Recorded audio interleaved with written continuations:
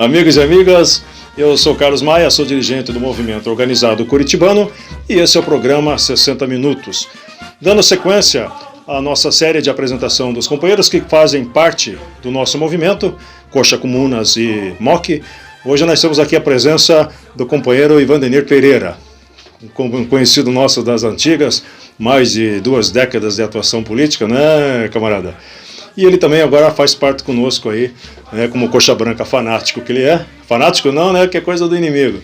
Mas ele é um coxa branca de 4 costados. Ele que já foi líder estudantil, né, dirigente sindical e agora também atuando como advogado na sua vida profissional. Então, portanto, seja bem-vindo, camarada Ivandenir Pereira. Muito obrigado, Carlos. Para mim é um motivo de orgulho, uma grande alegria estar aqui com você, que é um grande amigo, grande camarada de lutas, de muito tempo e com certeza de muitas lutas que virão, que já passaram e que virão. Quero dizer desde já que para mim é uma honra estar participando desse movimento e com certeza ver o nosso Verdão cada vez mais forte, mais atuante e, se tudo der certo, em breve erguendo taças pelo Brasil. Não está tão atuante assim nosso Verdão, né? Vai ter caindo pelas tabelas, ele está sendo simpático, como sempre foi, né, Ivan? Porque o coxa está mal das pernas, né? Entusiasta. É um esperançoso. Otimista. E como todo coxa branca que carrega, né, esse time com muita honra que a gente carrega nas costas, né? Muitas vezes, para nós a gente fica ainda na expectativa que o nosso Verdão possa ainda se classificar, sair da zona de rebaixamento, coisa que é difícil. Com a mudança da direção do Curitiba, a gente almeja dias melhores, não é isso, camarada?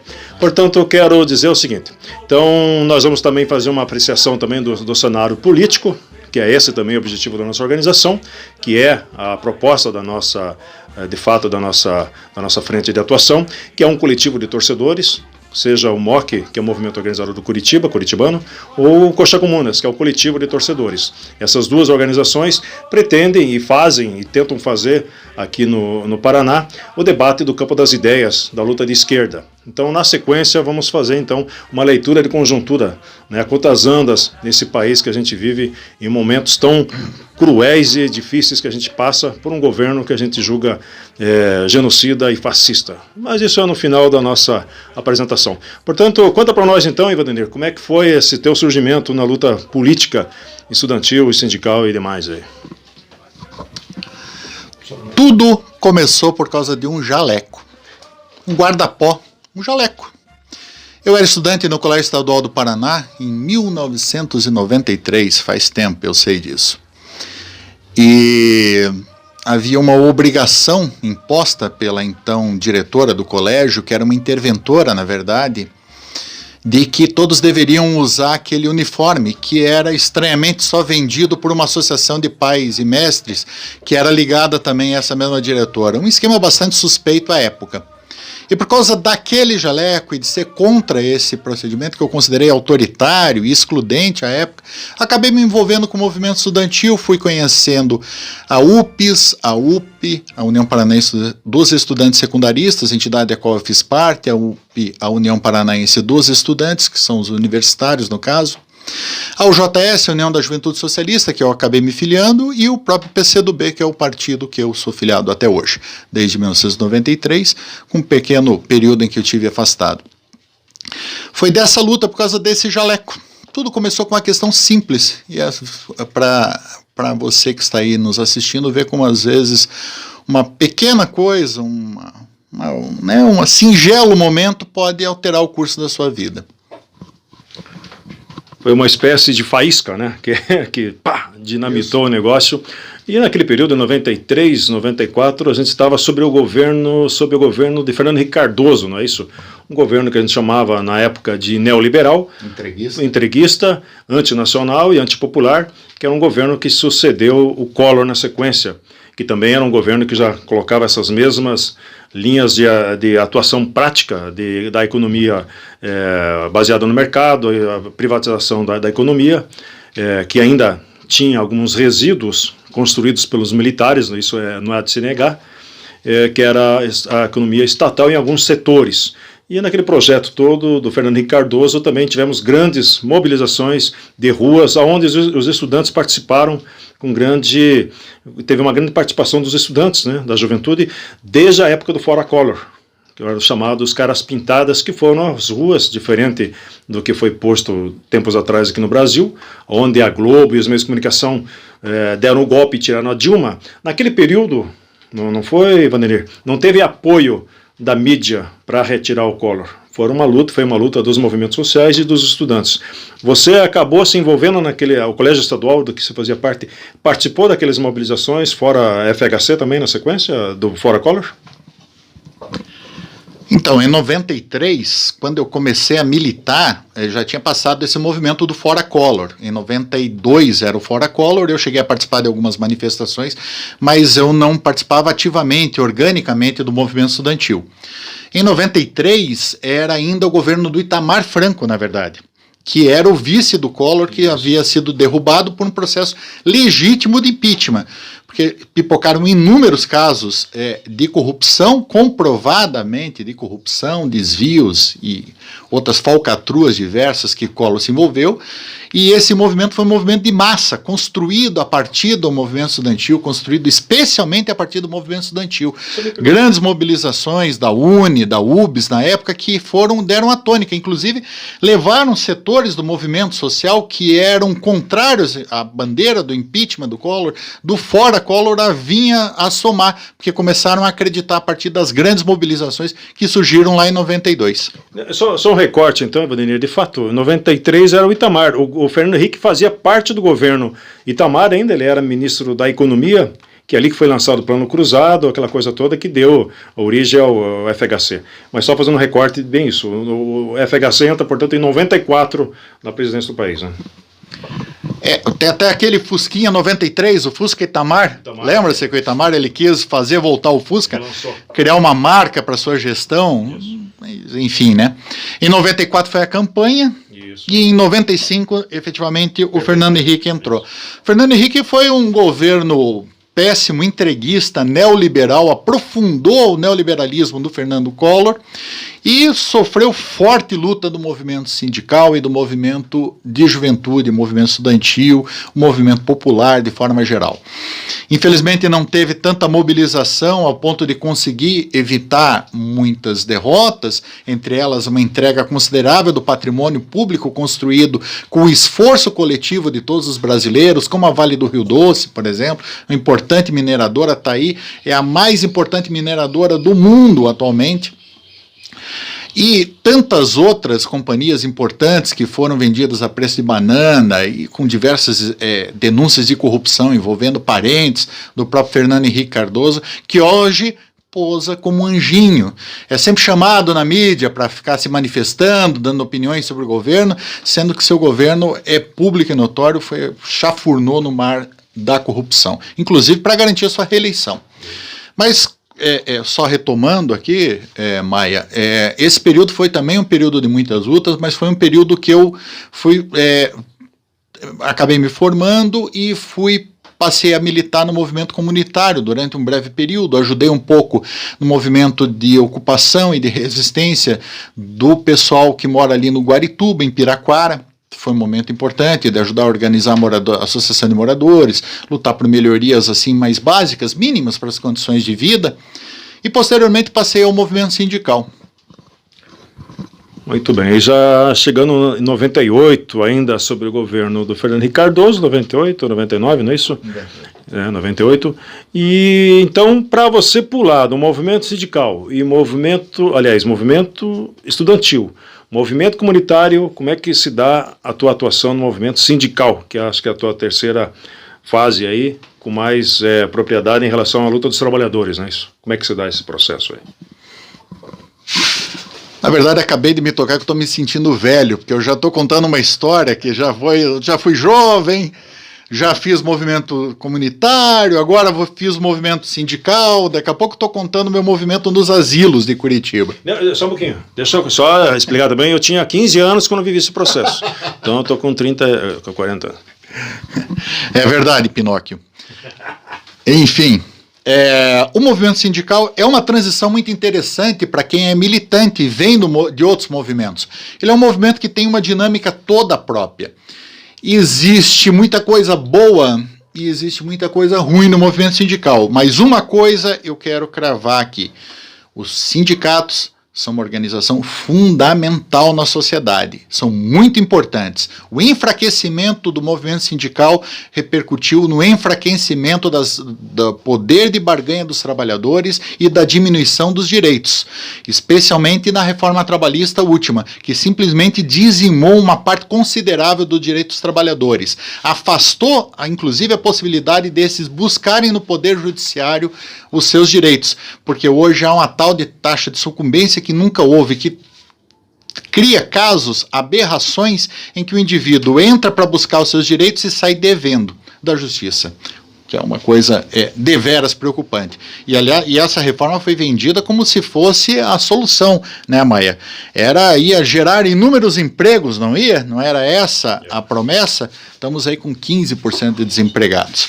Mas o movimento sindical foi uma escola de vida fundamental. Eu fui diretor da FASUBRA, que é a Federação dos Sindicatos das Universidades Brasileiras, até a metade do primeiro mandato do Lula. Eu peguei o final do mandato do Fernando Henrique, toda aquela luta contra as reformas da Previdência, e pegamos uma luta também contra o governo do Lula, contra a reforma da Previdência também, que ele promoveu, sem problema nenhum, apesar de sempre apoiar e entender que era um governo que, por mais que não fosse o ideal, era um possível bem positivo, foi bem interessante, criou grandes avanços em vários setores, especialmente para a população menos favorecida, desenvolveu o mercado consumidor interno, elevou o poder de compra dos trabalhadores, o saldo é muito positivo.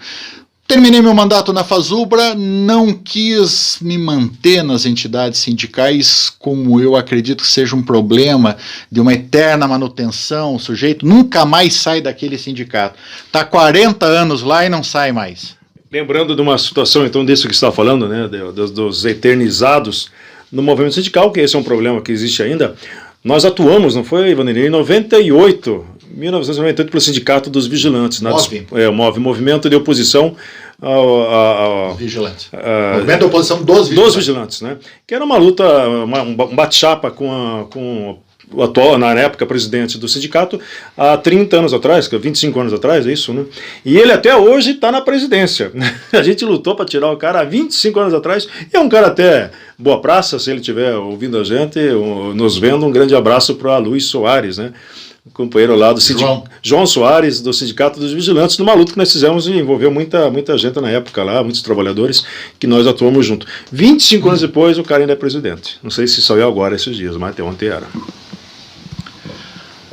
Veja bem, a eternização no poder, a continuidade longa de períodos em mandatos em entidades sindicais não te transforma necessariamente num corrupto, num pelego, num sem vergonha. Mas é muito importante a renovação. Trazer gente nova, difundir as ideias, construir novas lideranças e ampliar. Ficar sempre nos mesmos nos levou à derrota, nos levou a esse recesso e nos levou a ser governado por um fascista, na minha opinião. Então, essa é a crítica que eu faço no sentido de, há 25 anos atrás, o movimento de oposição ser contra um candidato presidente, que ainda hoje é o mesmo presidente. Quer dizer, não é possível que não tenha havido mais ninguém em um quarto de século que tenha também a capacidade de ajudar a construir a luta da categoria, estando na frente dessa luta. Então, é só esse ponto de vista. Eu quis evitar isso. Eu não queria continuar na federação, em sindicato, assim por diante. Eu fui procurar me formar. Então eu fui fazer gestão pública, concluí o curso de gestão pública, e depois acabei fazendo vestibular para ver como é que eu estava, porque eu tinha pretensão de fazer ciências sociais no final do ano, e acabei passando no vestibular para direito, e comecei a fazer o curso, porque meus pais insistiram, olha, veja como é que é, os amigos também aconselharam, que era um curso interessante, e de fato é um curso muito interessante.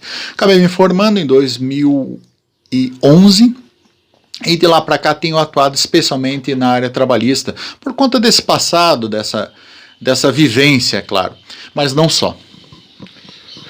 Muito bem. E você, nesse período todo, né, você ficou filiado e continua filiado ao Partido Comunista do Brasil. Deixa eu fazer uma pergunta que não estava combinado, mas você vai esclarecer para os nossos companheiros, o pessoal que nos está assistindo, como é que você vê, portanto, a luta dos comunistas no Brasil? Você acha ainda que existe espaço para esse debate, né, a superação do capitalismo pelo socialismo e com vistas ao comunismo lá na frente? Ou ainda você está nessa de, não, eu sou comunista porque já fui no passado e vou seguir sempre, mesmo que não tenha mais essa possibilidade?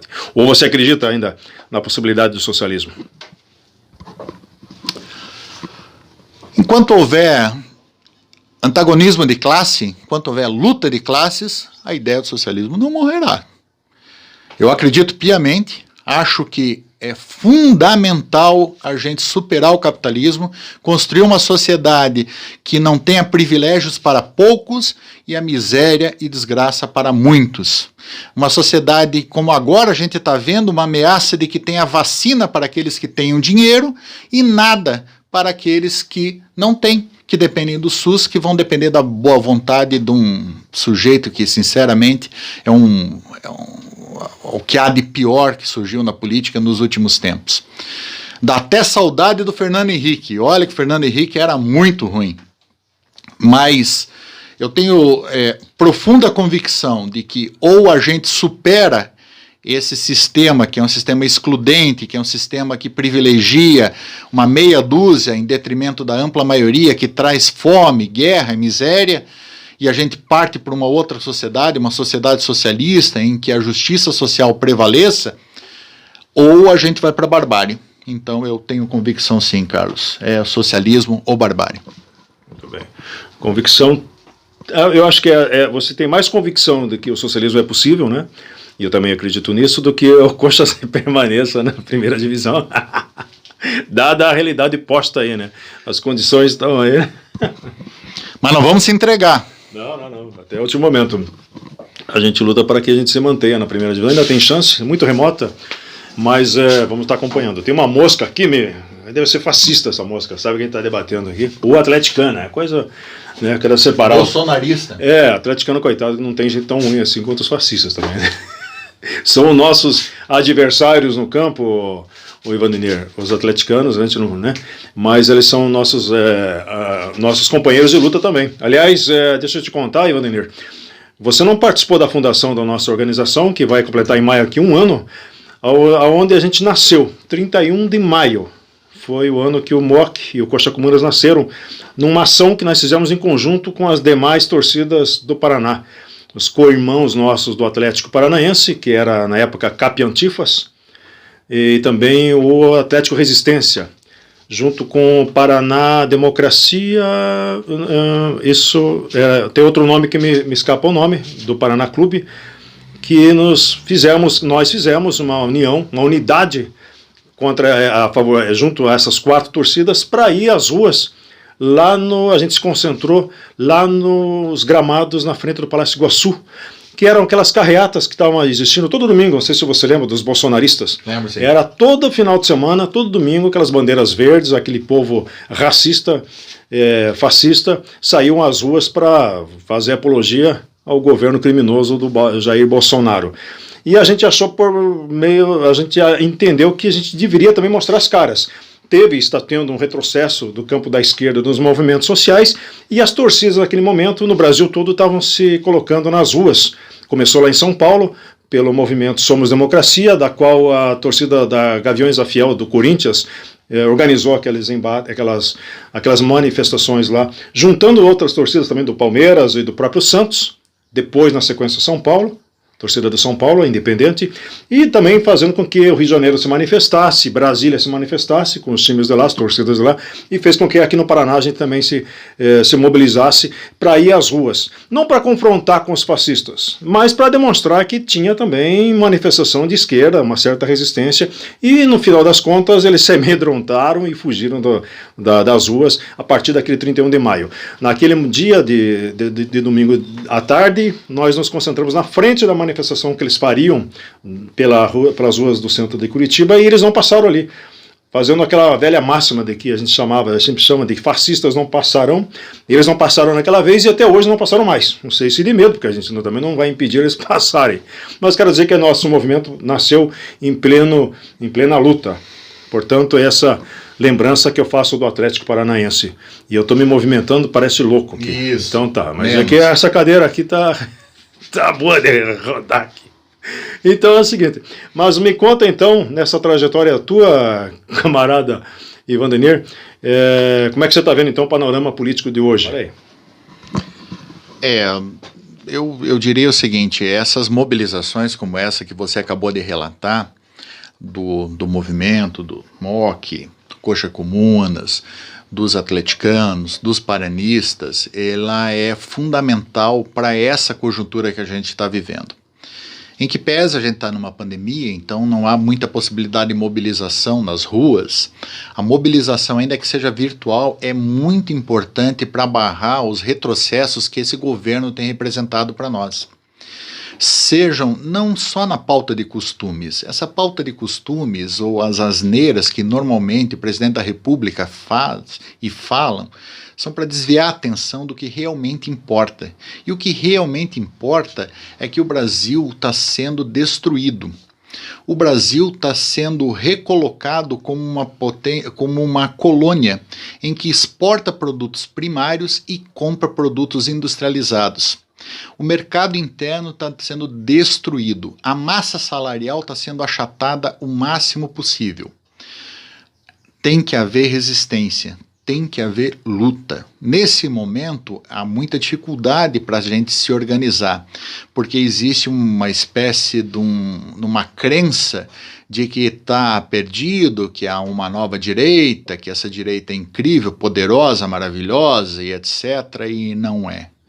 É muita fumaça e pouco fogo. Essa é a verdade. Por isso eu digo para os companheiros, com a pouca experiência que eu tenho, que relatei aqui, que há espaço para resistência sim, e esse espaço é muito importante de ser ocupado. E por isso estou aqui junto e que puder, contem comigo. Como é que você tem visto, então, Ivandenir, esse movimento de torcidas organizadas?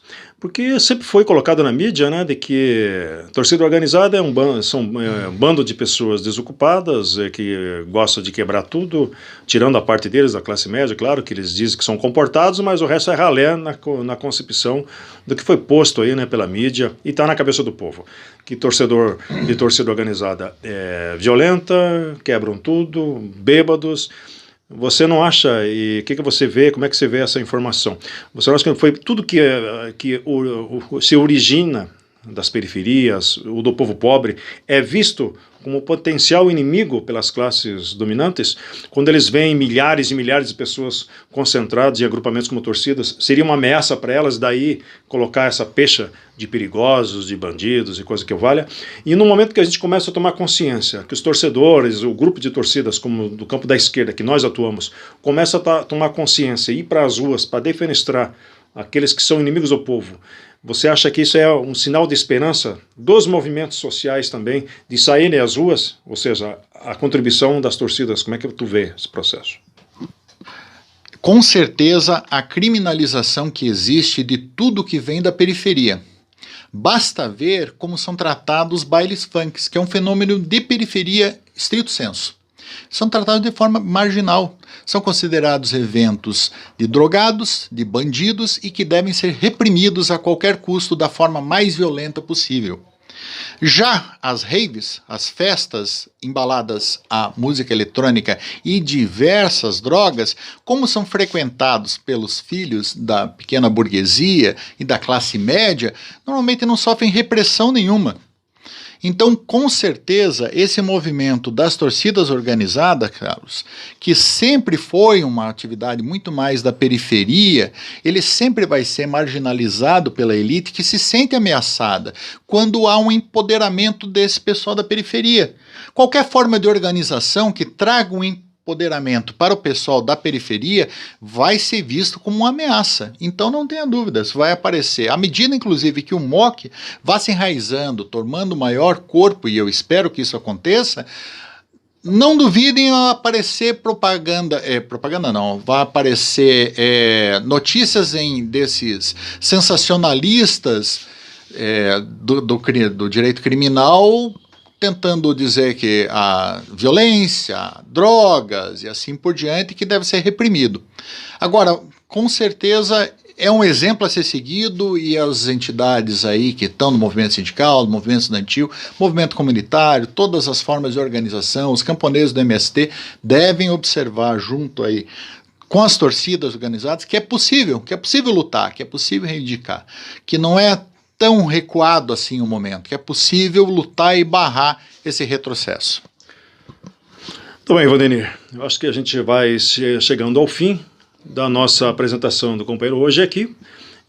Nós vamos dar sequência a esse projeto de apresentar aqueles que fazem a luta conosco. E a ideia também, Ivan, é formar lideranças, comunicadores, pessoas que possam falar com o povo através das nossas redes sociais. Nós temos hoje o MOC e o Coxa Comunas, uma página no Facebook, quem quiser nos encontra lá. Nós estamos no Instagram também, participação nossa, e também estamos no YouTube. Então a ideia é que a gente possa preparar os nossos quadros, né, construir lideranças para atuar no mundo político, através do futebol e também, na sequência, claro, através da política, que seria o patamar mais elevado da luta social, que a disputa se dá sempre no campo político partidário. Esse é outro projeto, outro processo, que a gente lá na frente espera que cada um se desenvolva para isso. Ou seja, nós carecemos, e a esquerda no Paraná carece de pessoas que comuniquem com o povo, falem com o povo e se projetem como liderança do povo. Esse é o nosso objetivo, é a proposta do MOC e Coxa Comunas, e a gente está à disposição disso. Então, suas palavras finais, Vandenir. Quero agradecer a oportunidade novamente, quero saudar o Carlos Maia, camarada de longa data, competente organizador desse movimento. Quero dizer que estou à disposição, que acho que, em especial, esse último aspecto que você tocou, é muito importante. Nós precisamos promover uma renovação das lideranças políticas aqui na sociedade paranaense. O campo da esquerda está um pouco cansado com as mesmas lideranças há 30 anos, muitas vezes. Nós promovemos uma tentativa de renovação, estamos construindo essa tentativa de renovação. O PCdoB tem buscado fazer a sua parte para renovar as lideranças do movimento de esquerda. Recentemente lançamos uma candidata jovem que veio do movimento estudantil, candidata a prefeita, Camila Lanes. Esperamos em breve lançarmos outros candidatos que sejam novos, pessoas que tenham a disposição a renovar e a construir uma sociedade melhor. E para isso eu me coloco à disposição de todos aqui e todas, não só na luta social, mas também para torcer para o nosso Verdão não cair. A torcida agora é para se manter. Então é isso, pessoal. Quero dizer que a gente tem também, o Ivan está sabendo disso também, a nossa organização feminina, que é o Coletivo Feminista Curitibano, puxado lá pela nossa Ana Valente, componente na nossa organização, que vai estar reativando também os debates sobre a questão das mulheres, o direito das mulheres e a sua manifestação na sociedade que deve existir. Numa sociedade machista como a gente vive, as mulheres têm que ter vez e têm que ter voz. Portanto, o movimento Coxa Comunas e MOC tem essa pretensão também de trazer esses debates na relação às mulheres, aos negros, a todas aquelas minorias e maiorias que muitas vezes não têm voz numa sociedade que cada vez nos cala mais. Então é isso, pessoal, um grande abraço, e o Ivan sabe que a gente também sempre finaliza os nossos encontros, as nossas lives e conversas com o punho cerrado, isso aqui, que faz alusão ao socialismo e à antiga MUC. Então um grande abraço a todos e até mais. Pelos campos brasileiros, despertando na torcida a emoção, Coritiba campeão.